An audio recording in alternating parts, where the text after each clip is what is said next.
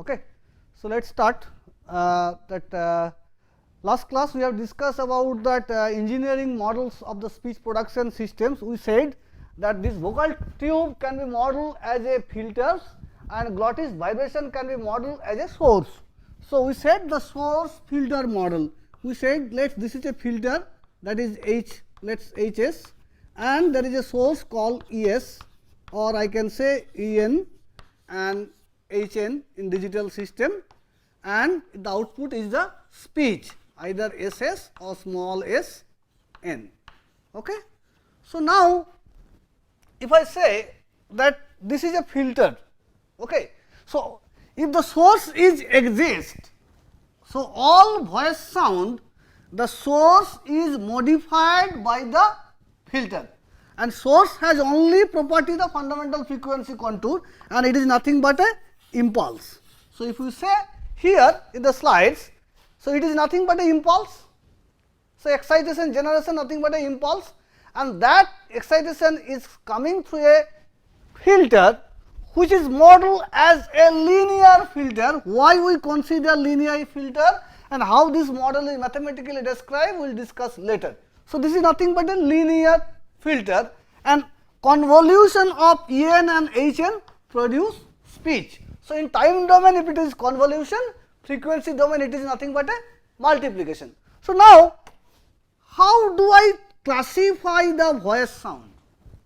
So, voice sound is classified based on two properties. One is the fundamental frequency of the excitation, which is constant for throughout the all voice sound. Now, different model of filter can produce different voice sound. So, if I say, as you know, HS is nothing but HS is a filter model, that is nothing but a sum PS by QS, as you know in any model is nothing but a pole and 0 kind of combination of pole and 0. So, root of this thing is provide me 0 and root of this thing is provide me the poles. So, now you know as per that control systems, if you have that background of electronics, that all pole related to the formant frequency or resonance frequency, later on resonance frequency. So, for every pole there is a resonance frequency. So, if QS is a first order system, then it is only single pole. So, I can the single resonant frequency.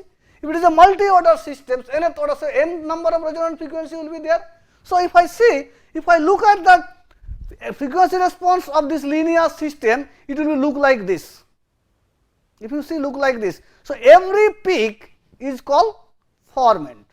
So, all voice sound are characterized by those formants. So, this is first formant, second formant, third formant and fourth formant, so on, the formant will be there. So, if it is frequency domain, if this axis is frequency and this axis is the amplitude of that frequency and omega is the analog frequency, it is associated in analog frequency, then it is nothing but a multiplication. So, this frequency response of the unit impulse will be modified by the filter frequency response. Details of what should be the formant structures will come on when we model this speech production system. So, all the voice sounds are characterized by the formant frequency, but different voice sound has different kind of formant frequency, that is why they sound like different sound. So, then if just this we have already explained that why that woman has shorter F0 and formant frequency, then I have go to this directly. So, there is some average F0 value. If you see the average F0 value for man is F0 average 150 hertz and minima is 80 and maxima is 200. If you say the woman, it is average is 225, almost above 200 hertz, and children it is above 300 hertz kind of mean frequency. So, if you that you have experienced that if you see, if you know the singing, so base frequency that somebody has B sharp, B flat, those kind of scale you are using, that is nothing but a match with your average F0 frequency. Okay. Now, formant frequency also I will come on what should be the human minimum formant frequency and all those variation I will come on when we discuss about the uniform tube modeling of the speech production system. So, any voice sound I can say that it is characterized by the formant frequency or resonant frequency. So, formant frequency is nothing but the resonant frequency. So, if I say any voice sound, vocalic sound, if this is frequency and this is amplitude, it will be look like this. So, this is first formant F1, this is F2, this is F3, so on F4, so on going on. Okay. Once it is going up, the amplitude will be going down, that we will discuss why this is going down. Okay. Now, if the voice sound is characterized by the formant frequency, so formant frequency depends on the structure of this vocal tract. How this formant frequency will change depending on the HS. So, HS will be modified based on the structure of the whole tube. So, different structure can produce the different kind of voice sound, and this has the different kind of formant frequency. Now, if I related to the vowel sound, if I related to the sound which is unvoiced sound, we can say that there is a difference between the unvoiced and silence. So, aspiration, friction are called unvoiced sound. Unvoiced means vocal cord is not vibrate, but still there is a noise kind of sound. The source is aspiration and friction. How the aspiration is produced? Suppose you have a tube, you create a narrow constriction in the tube. Now, what will happen? The air pressure, lungs produce an air pressure and you create a narrow constriction using the tongue. Then what will happen? The force air try to find out a path, and there is a friction kind of noise sound will be generated. So, those kind of sound is called aspiration and friction sound will be generated. So, details will come in that manner of articulation and that place of articulation discussion. Now, forget about the signal processing engineering model part. Human vocal tract produce different kind of sound. How do I classify those sound? How do I describe?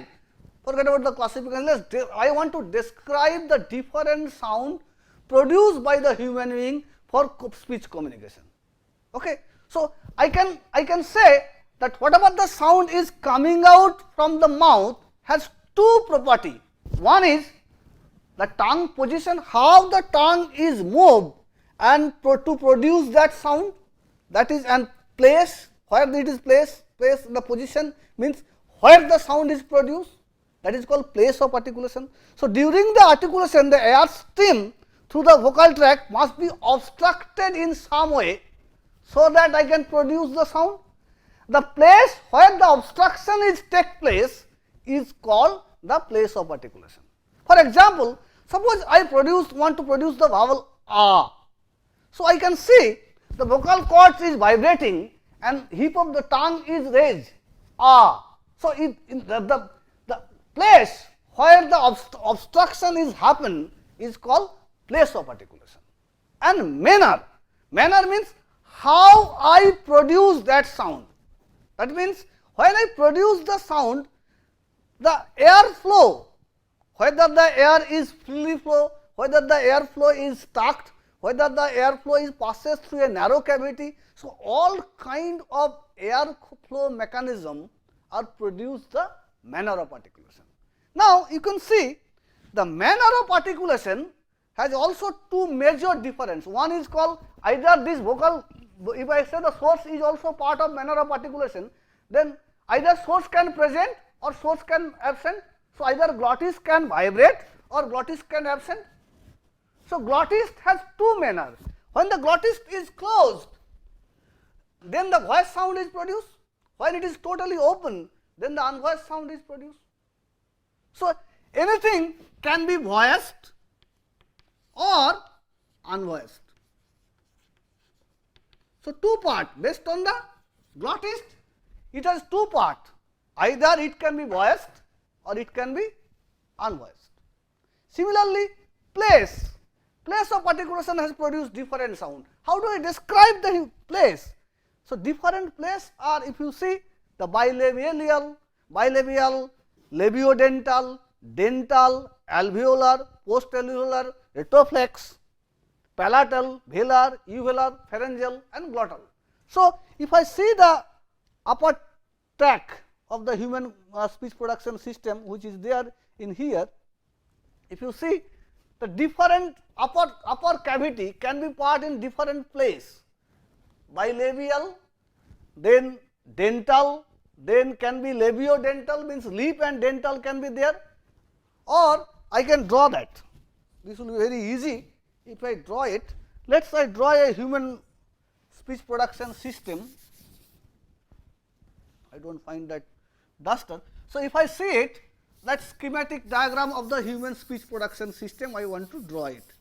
So, if I see, I start from labiodent, bilabial, labial, then it can goes to the teeth, palatal, and then goes velum. So, there will be a velum cavity in velum, then so lower cavity is bilabial, teeth, and then tip of the tongue, and then come in the voice. So, here either glottis can close or open. If it is closed, then I call voice sound. If it is open, then I call unvoiced sound. Now, if the tip of the tongue touches the teeth, then I call it is a dental sound, or blockage can be happened in here, constriction can be happen in labial position also. So, this is called labial, lips, dental, then you can say the post alveolar, post alveolar, velar. So, all kind of place I can show you in different schematic diagram, all kind of place for different kind of sound production systems. Okay. Now, so depending on the place, the sounds are classified in different labial, bilabial, when the sound are produced two lips, labiodental, when the sound are produced by a constriction of a lower lips with upper teeth, dental, when the sound is produced by the constriction of tip of the blade of the tongue with the upper teeth, ta, pa, labial, bilabial, pa, bilabial, two lip are close together to produce the pa, bilabial, then ta. If you see the tip of the tongue touches the dental position, so it is ta, dental. Then alveolar, the sound made by tip or the blade of the tongue within the contract against the alveolar region, after the teeth, the alveolar region, then we call say alveolar sound. Then after alveolar there is a post alveolar. Then after post alveolar, retroflex sometimes it is not a place of articulation, it kind of manner of articulation, when the tip of the tongue curl back and touches the upper cavity in post alveolar region, we call retroflex sound. So, tip of the tongue curl back, ta. If the tip of the tongue is curled back and touches the upper cavity, that is why it is called retroflex sound. Similarly, if I say there is a palatal sound, when the constriction made in the front part of the tongue with the hard palate means middle of the cavity, hard palatal region, when the palatal region is come, then it is called palatal sound. Then after the palatal, there is a velar sound, when the back of the, now that see that, after here tongue cannot go back. So, the back of the tongue can also move, when the back of the tongue raise and touches the velar position to produce the sound, we call velar sound, k.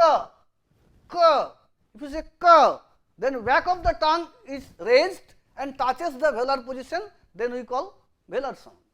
Similarly, alveolar, pharyngeal and glottal sound, when the sound are coming from the glottal region, we call glottal sound. Okay. So, depending on the place of the constriction, sounds are described, and that description is called place of articulation. Because the constriction is made different position, so tube structure will be different kind of frequency will be produced by the tube, and that is why the sound is different. Okay. Now, if I go to the manner of articulation, as I described, the manner of articulation depending on the source, glottis has two manner, either it is voiced or unvoiced, or aspiration is there. So, voiced, unvoiced and aspiration may be there. So, these three are the source, and there is another manner of articulation which is called plosive or stop, nasal stop, fricative, nasal stops or plosive, fricative, lateral, approximant, trill, flap or tap. What do you mean by the plosive sound? Now, if you see, if of the tip of the tongue close the upper cavity, if I say paw, let's two lips are close together, paw, what is happening? In the back cavity, before the closure, so if the closure is here, then the sound, the air pressure in here is building up, because the cavity is closed, paw, and suddenly this is released and some burst is coming out, sound burst is coming out, paw. That is why it is called plosive or plosive, paw, plosive.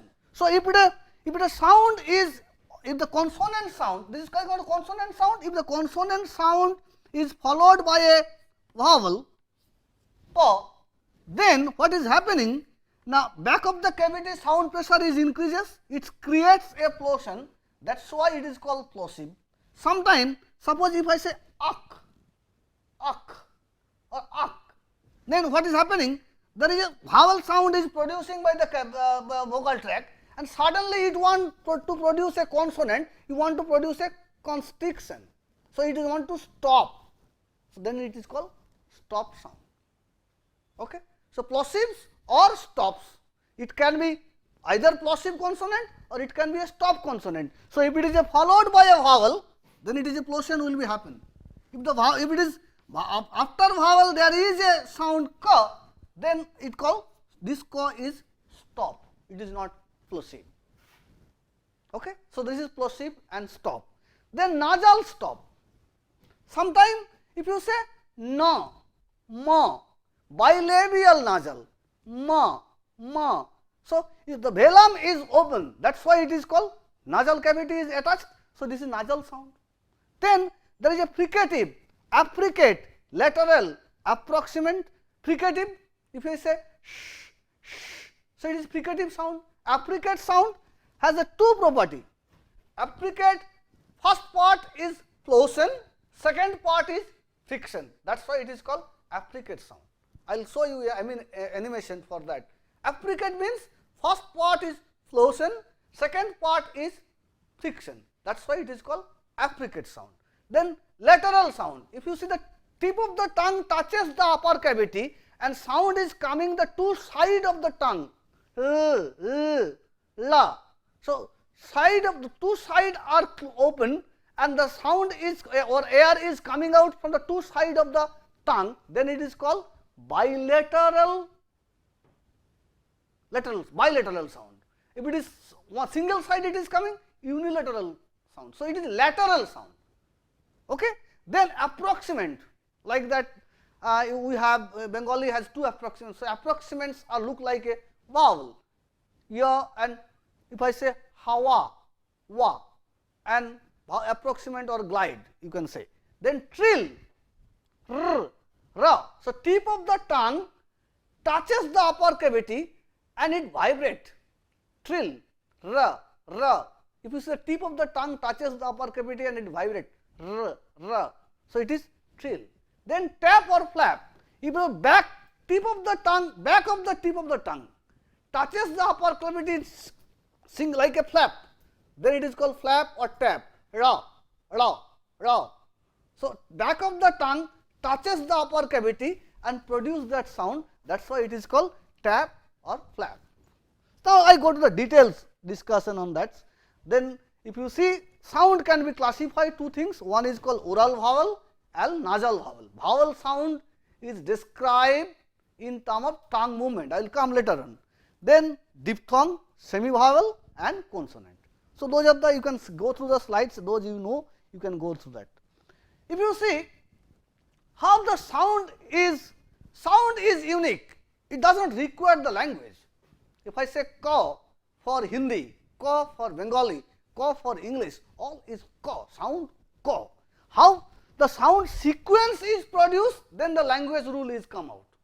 Okay. So, if I want to describe the each and individual sound which is produced by the human being and try to find out a symbol for each and individual sound. So, depending on the place and manner of articulation, what I do, I try to find out or try to assign a symbol to each particular sound. Okay. So, what I want, depending on the place and manner of articulation, I try to assign a symbol to each and every sound. So, maybe some language has some group of sound, some language may not have some group of sound. So, that is okay, but those sound which is exist in the language may be exist in other language also. So, that is exist.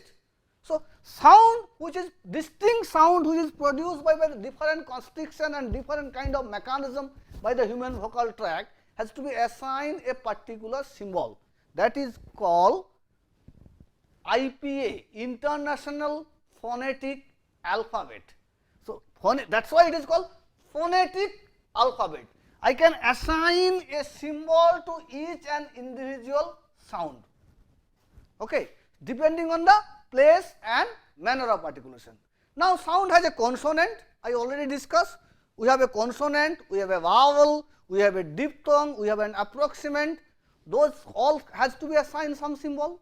Okay. So, depending on the place and manner of articulation, we assign those symbols. If you see this chart, okay, there is another call. If you see the consonant which is written pulmonic, it can be pulmonic, I think non-pulmonic also I have symbol. So, most of the cases the sound which is produced during the airflow is from lungs to mouth is called pulmonic sound. If during the production of the sound, if the air flow in this direction, it is from lungs to mouth, then we call it is a pulmonic sound. Okay. Non-pulmonic, if the airflow is reverse, then we call it is a null-pulmonic sound. So, any pulmonic consonant, in that case the air is coming from lungs to mouth. So, that is the pulmonic sound. Now, pulmonic sound, depending on the place and manner of articulation, they have assigned different symbol. If you see, this side is the place of articulation and this side is the manner of articulation. If you see the chart, this row wise is the place of articulation, column wise is the manner of articulation. Now, if you see plosive or stop, so if you see the plosive or stop, bilabial plosive. Okay. So, if I want to produce a bilabial plosive, that means I can draw it or I can go to here. So, you can get that animation. Let us like this, let us go to these pictures. So, if I want to produce a bilabial sound is here, yes, this is bilabial sound, I want to produce a bilabial sound. What is that? Two lips are closed, okay, lips are closed here. So, place of articulation is bilabial. Now, lips may be closed. What is the state of the glottist? Either glottist can open or glottist can close. If glottist is vocal cords or glottist or vocal cord is open, then I call unvoiced sound. If it is vocal cord is closed, then I call voiced sound. So, any bilabial plosive has two varieties, two manner of articulation depending on the source, vocal cords. Either it can be voiced or it can be unvoiced. So, if you see the chart, it is written P for unvoiced, B for next one is for voiced. So, it is two places, unvoiced and voiced. Similarly, if you see to or to, voiced, unvoiced, voiced, unvoiced, voiced, unvoiced. So, maybe some language does not have this sound, but other language may have this sound. Okay. So, if you see that consonant symbols in the IPA chart, depending on the voiced, unvoiced symbols are different, and depending on the manner, if you see the different symbol. Bilabial nasal is a manner M. Bilabial trill, if it is able to produce, this is capital B. Similarly, we have produced bilabial trill r, r, it is among the alveolar position. Then tap, tap or flap, fricative, if I say we produce dental saw, sa, sa, but we may produce palatal saw, saw, or post alveolar, palatal or post alveolar saw, sha, sha. Okay. Lateral fricative, approximant, lateral approximant. If it is see that only voiced part, unvoiced part is not there, that is why it is a single symbol. If you see single symbol. Okay. So, depending on the voice, that is voice or unvoiced, two sound, and depending on the manner in here, different sounds are there. We will describe, later on we will describe details. Similarly, non-pulmonic, I am not discussing non-pulmonic, and there is a other kind of symbols are there. If you see the IPA chart downloaded from IPA site, there are other kind of symbols are also there. Now, I go for the vowels. If you see the vowel, how the vowel sound is specified. In case of production of the vowel, the constriction is not take place. The constriction is not there. What is there? The tongue movement. If you see, tongue can move front and back. If you see, your tongue can move either back or front. Back of the tongue can raise, or front of the tongue can come out front, and front of the tongue can raise. Okay. So, depending on the tongue front and backward movement and tongue height, that means how the tongue is moving. Your upper palate is fixed, lower palate is moving, tongue is moving. So, tongue height and tongue movement, frontness and backness and tongue height. So, depending on the front or back where the vowel is produced, and depending on the tongue heights, all the vowels are described. Okay. So, tongue height means if it is high, if tongue is raised high, then it is close, almost close, that is why it is also called closed, tongue closer. Or if it is low, tongue height is low, then it is also called open vowel. Okay.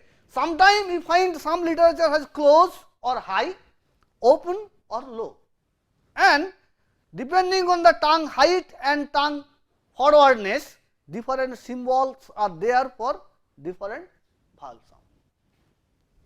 Okay. So, vowels are classified or vowels are symbolified based on their vowel position, production position. Instead of constriction, here we call vowel, depending on the articulatory position, vowels are described. Either it can be high, low, or it can be front and back. And there is another things also. It is not considered, but yes, that is there, that if you see some vowels are required lip movement also. If you either say, you can say the lip rounding, it is called lip rounding. Sometimes we round the lip and sometimes we do not round the lips. Here I am showing you the picture for different vowel production. If you see oo, lip are rounded. Okay. So, lip rounding and the tongue position are describe the vowel sound. Okay. I am not playing the vowel, there is a different kind of vowel sound, you can, the PPT is shared, you can play the sound.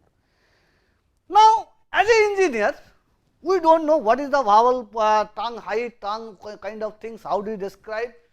So, can I find out some parameter which will related to the tongue height and which is related to the tongue forwardness and backwardness? Yes, it is possible. If you see the formant, vowels are described based on the formants, and the formants, it is F1 is nearly 500 Hz, F2 is 1.5 kilohertz, F3 is 2.5 kilohertz. I will come how it is 500 Hz like that. Now, there is a relation that depending on the tongue height is related to the first formant. Tongue front and backness is related to the second formant, and lip rounding is related to the third formant. So, depending on seeing the, so this is a correlation, there is a close relation between the F1 and tongue height and it is correlation between the F2 and tongue lowerness, the tongue movement in the front and back. So, this is front and back. Okay. So, either I can, seeing the F1 and F2, I can classify whether this is a high vowel or low vowel. I can classify whether it is a front vowel and back vowel. So, the same place, same articulatory place can be simulated or can be modeled or can be placed in a Formant measurement plane. So, I can back that, I can find out the frequency and I can plot them F1 and F2 plane, we generally call F1 and F2 plane, where the vowel sounds are classified. So, now if I say that F1 and F2 are classify the vowel sound, different kind of vowel sound. So, I can say the vowel, if the content or whether I said A or O, it depends on F1 and F2 and F3, some part of F3, whether lip rounding is required or not, that is F3.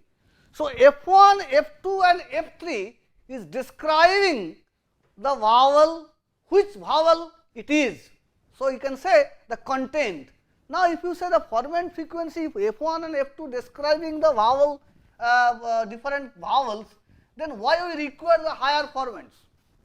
Higher formants may be communicate the speaker style or other information also. So, F1 and F2 mainly responsible for which vowel I have produced. If I change the F1 and F2, the sound, maybe A becomes O or U becomes O if I change the vowel, change the format.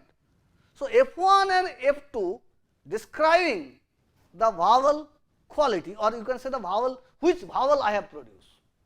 Okay. And F1 and F2 related to the tongue height and tongue backness, front and back is F2, and tongue height and whether it is closed or open or low or high, that depends on the F1, and F3 is the lip rounding. Okay. So, next class I will take away to that animation and find out that different place of articulation. Okay. Thank you.